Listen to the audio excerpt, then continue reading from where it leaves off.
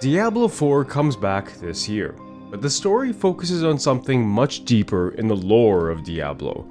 A couple, lovers, two opposing sides who gave birth to the warriors and fighters we control throughout the lands. This is a look ahead to Diablo IV and the story behind Inarius and Lilith.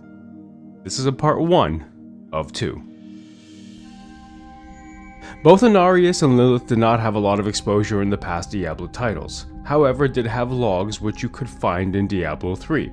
This explained a little about their history.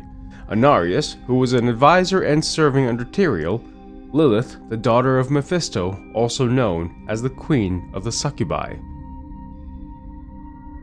Inarius always believed that the never-ending war between heaven and hell was unjust, and saw no point to continue a war which had no end in sight.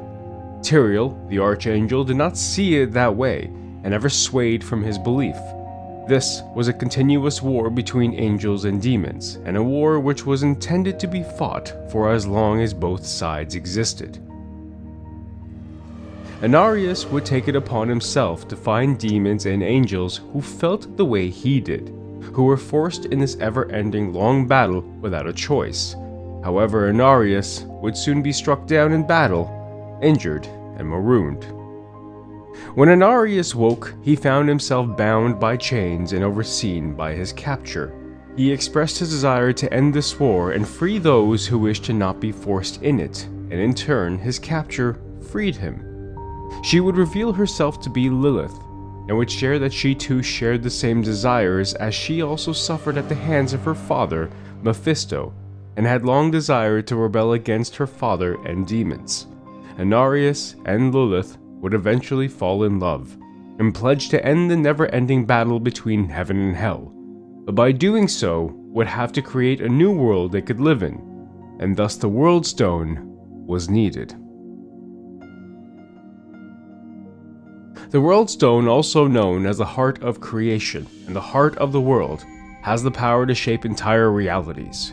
It was referenced in Diablo II, where Baal corrupted a fragment of the World Stone and Tyrael needed to destroy it, and even Diablo Immortals, where the shards have an important role in the plot of Diablo Immortals but plays no real influence in-game. Though in this story, Inarius and Lilith managed to gain access to the World Stone, and used its power to conceal it from the angels and demons. By doing so, the World Stone shifted into a pocket dimension where Inarius and his disciples shaped the world around it, a world they would call Sanctuary. Deep into the mountain they called Mount Ariat, Inarius would fool his disciples and tied the World Stone to himself, enhancing his power and becoming the most powerful being in Sanctuary, and thus making him the ruler of the world.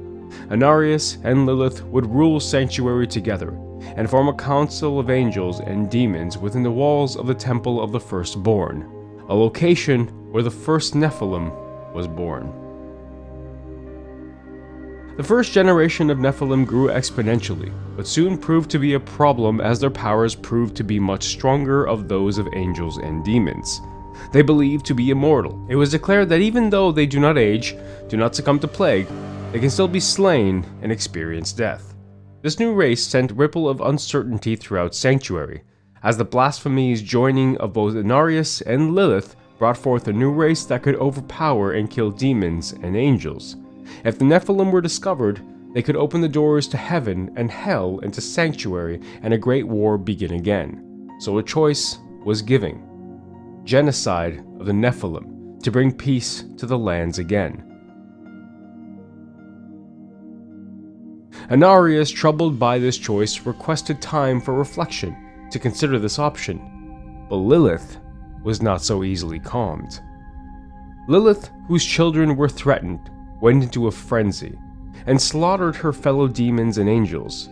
Inarius would discover his lover's act and would try to stop her, but as promised, would never strike her down and was unable to kill her.